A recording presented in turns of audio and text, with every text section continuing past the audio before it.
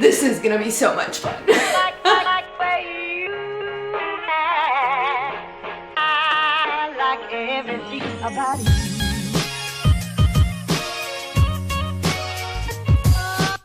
Hi friends, welcome back. My name is Addie Gunnan of Well Loved Clothing, and I am so excited today. My dog is drinking water and it sounds really great. Dude, chill.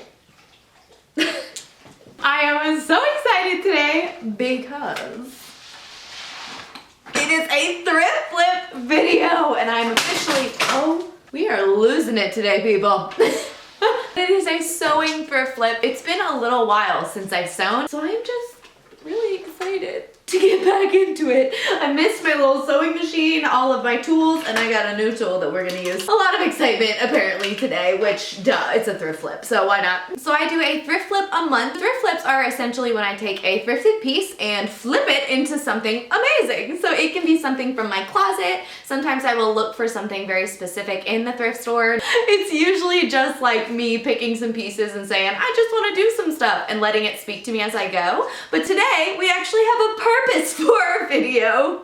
Today's whole theme is patchwork. I'm so pumped about it. I've wanted some patchwork pieces for a while. I feel like the trends and the runways have had some patchwork pieces just kind of going since like last spring, and so we're finally jumping on the train. Maybe a little late, but that's okay, and making some thrifted, flipped pieces of our own that are patchworked. So we will no longer keep my sewing machine waiting here, and we will jump on in with the first piece.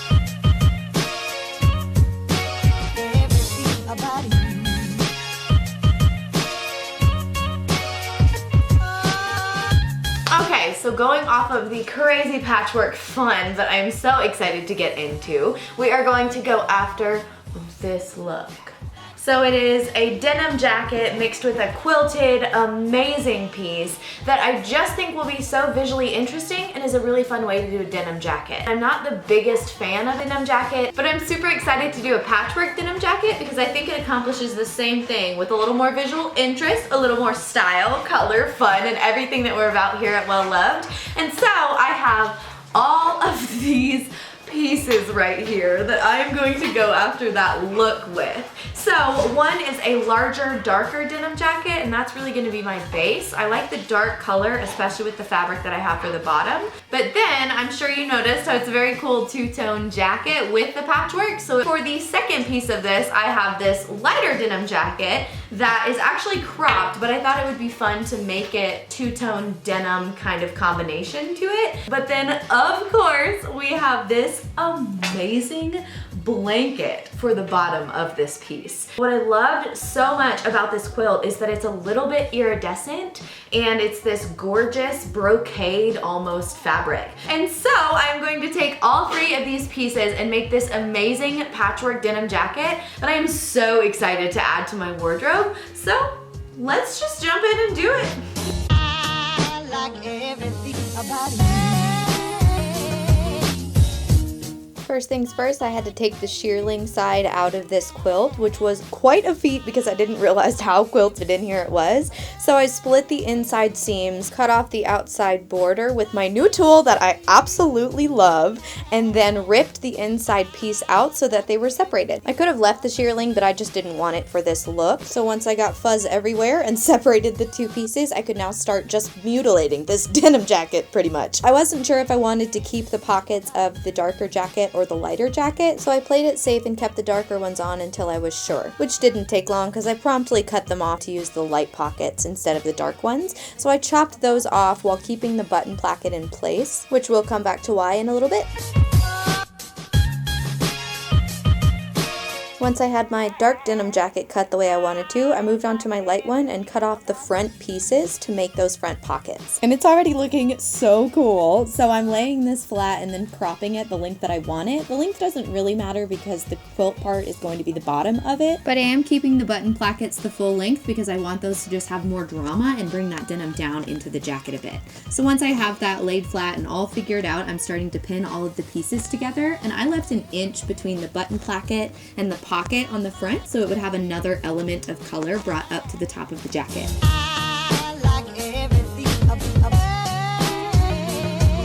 With the front all pinned up and ready to sew, I am going to the back and now creating a cropped section for the bottom of the back, so the back is also two-toned. So once I have that cut, I am pinning it in, and we can finally take it to the sewing machine and get all of those seams sewn down. I wanted to get it all pinned down first because the lighter jacket was actually smaller than the darker jacket, and so I needed to make sure that the edges would match up, or if they didn't, that I would have enough space to put quilting in. And if you thought the pinning or cutting took a long time, the sewing took just as long.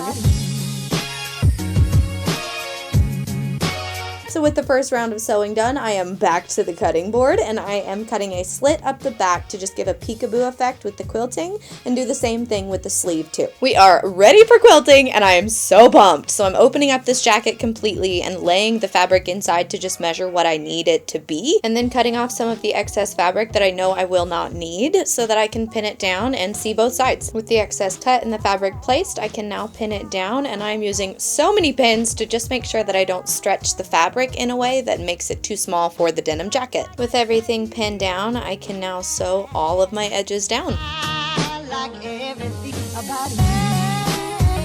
Since this is raw edge patchwork, I left all of the edges open, so it made for a really easy sewing job because I didn't have to hide any edges. So a lot of them are just raw denim, but I also used a light yellow thread so that you could see the stitching because I thought it added to the character of the jacket. Once all the sewing was complete, I laid it flat to cut off any excess fabric that I didn't need, and then I used a pin to mark the length that I wanted the quilted bottom to be, chopped that off, added the excess fabric from that chop to the backs of the sleeve where I cut the little peekaboo window by cutting triangles that would fit them and then pinning that down, sewing it, going back and making sure all of my threads are chopped off of every seam, leaving the edges raw, and then this baby is done! I like everything about it.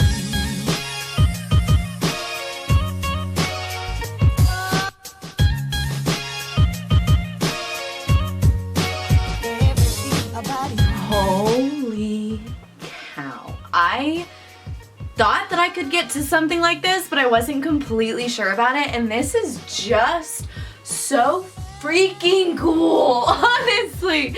Like, I absolutely love this little separation here, all the raw edges everywhere, including the bottom. Any seam is a raw edge, and I just loved not having to sew any hems. It was so great. This little piece on the back, which makes the sleeve kind of flare a little bit, and then just the length of it, it's almost more of a coat. But like, if you're not a denim jacket gal like me, this is the best denim jacket that I could ever pick, make, thrift flip, all the good things. I'm so excited to keep going with this patchwork thing. Oh my gosh. Let's do the next one.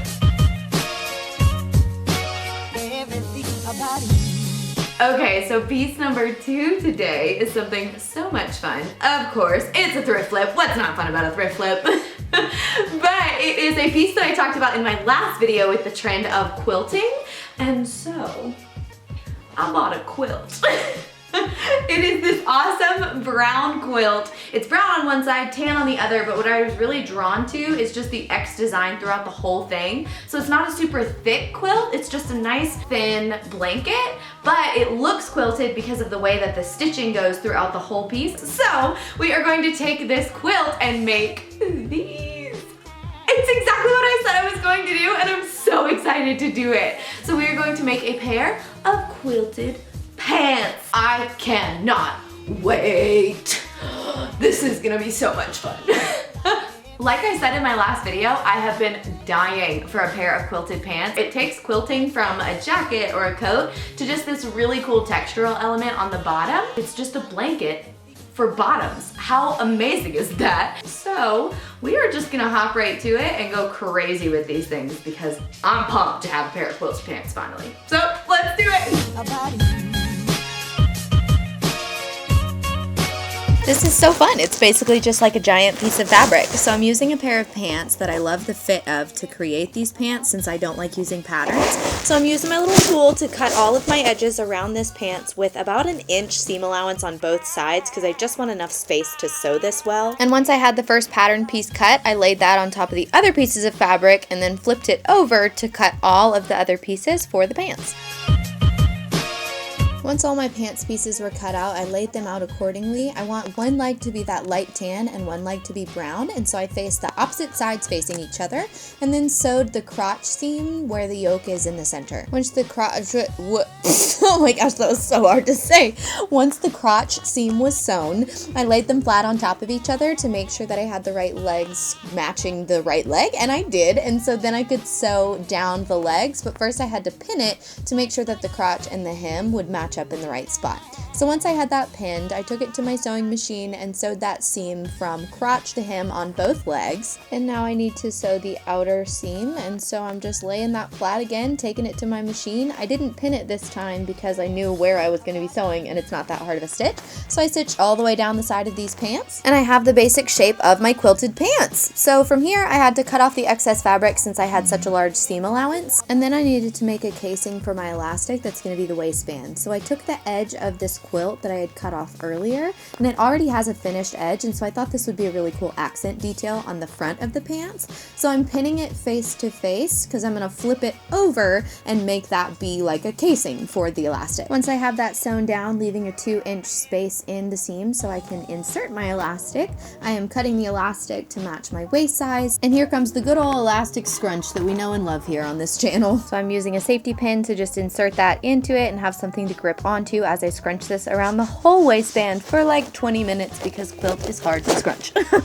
And I finish scrunching it and sew the elastic together on one side, and then finish out that waistband seam. Try on the pants and pin where I want to hem them. Finish out the hem with a simple double roll and cut off all excess threads, and these pants are complete. Also, I may have made a top out of extra fabric. Oops.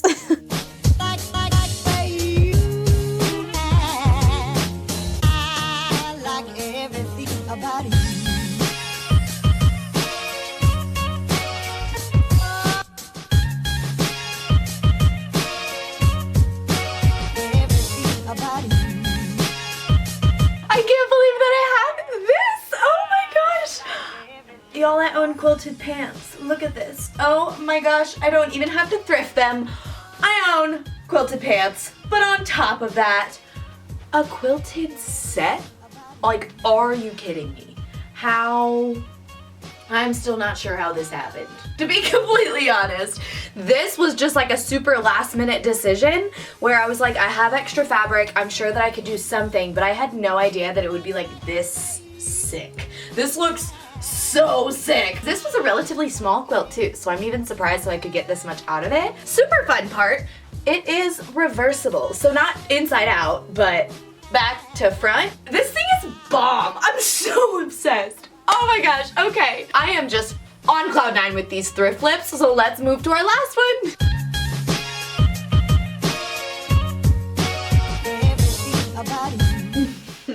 I needed some caffeine, and so I made a little midday matcha here, but we are going to jump into the next piece now. So let me put that down. So for our final piece, this is something that I have wanted to do for so long. It is a pair of, I think, Free People pants. And I've been obsessed with them and always thought I could so easily thrift and make those. And so we are doing that today with these amazing pants. So these are just like a minty green cargo style pant, but I loved that they were elastic waist with a drawstring, and they also have this wide leg shape to them. I want these pants to not be super tight. I love the idea of using these, and then I got these other scarves, and full honesty, I ordered these off of Amazon. They were 10 bucks and delivered next day, and I needed them today to sew it. And so they're just these really beautiful navy, orange, black, and white scarves, and I could probably thrift these, but it would take me a very long time, and so I opted for something not super sustainable, but I'm using them on sustainable pants, and so I guess this just like evens out, please. So we are going to be making these pants with these pants, and I am so excited. I just love them, and I saw them on an influencer a little while ago, and I was like, oh my gosh, I totally forgot how obsessed I was with these pants. But now, since I'm back into sewing and whatnot, I figured it would be the perfect time to just go after these pants. So this is gonna be a pretty easy thrift flip, but it's just a really cute way to update some old pants and make something really funky and fun out of them. So let's do it. I like everything about you. I have been corrected. I just found them on Urban Outfitters, so they're Urban Outfitters pants. First things first, I gotta figure out what these things look like together and how I want to lay them out, so I just spent a good amount of time messing with them to see what shape I kind of wanted. So I just layered these on to see what looked good, and then pulled out my ironing board because I will be using this a lot. And for any of you who have seen any of my other thrift flips, yes, I have an iron. So I'm bougie now, you know. Jokes aside, I started cutting, or trying to start cut. I didn't have the thing open. So once I got it open, I started to cut all of my pieces that I wanted to fit in this part of the pants. And I left about an inch seam allowance again, just to give me that extra space for any errors, since I've never sewn scarves to pants before. Once all the pieces were where I wanted them, I could start to attach them to the pants. To attach these scarves, I tried several different techniques. So the first one that I did on the orange scarf is rolling the hem like a normal scarf would have, so then the edges will be finished and I can just sew it onto the pants. So using my iron, I rolled the hem over twice and flattened that, and then sewed it down to have a finished scarf. And thus began the long process of attaching it to the pants. I thought this would be easier because it's just a scarf going onto pants, but since the pants are already made, I can't just attach it to a piece of fabric. I have to attach it to a tube. So it's a lot of pinning, a lot of flattening, so let's do this. We're gonna pin it down and then take it to the sewing machine and sew the perpendicular stitches first, because then we'll have it as long as it needs to be so we won't stretch and pull our fabric in weird ways. And then we do the long horizontal stitches down the front, which are the hardest but worth it because look how good they're looking. Oh my gosh, let's keep going. So we're gonna do the blue next, and for this one I attached it face to face with the pants, so then I would fold it over later and iron it down so it would basically look like a finished edge even though it was just finished to the pants. So I pinned it, sewed it, and then ironed it the opposite way, pinned that down with a whole bunch of pins because it's really hard to sew this, and then sewed it down so that the blue was secured. Moving on to the white square, I then just folded it up and did about the same thing that I did with the blue, but instead of finishing any edges, I was just using my stitches onto the pants as my finished stitches. So I cut out some of the excess fabric so it wouldn't be bulky, and then laid it flat and folded the edges down, and then pinned that in the way that I needed it to be rolled and stitched it down, which meant that one leg was completely done and I could move on to the next one. So I didn't want these pants to mirror each other. I wanted each leg to have a completely different design, and so I laid out a new design that looked different from the other one, and then cut all of my pieces to fit the spots that I wanted them in. From there I decided I wanted to do the same thing I did to the blue scarf on this one, and so I pinned the face to face of the scarf to the pants, sewed that one seam, folded it back, ironed it, pinned it, and then sewed the whole scarf to the pants. It just made for a really easy process, so I repeated that on all of the other scarves. So say it with me. Pin, sew, roll, iron, pin, sew, done! If only it were that easy, it wouldn't have taken me 4 hours to make these pants. So I repeat that same process on the orange scarf. Then I flip my pants inside out to cut off all the extra strings from the seams, and these pants are done!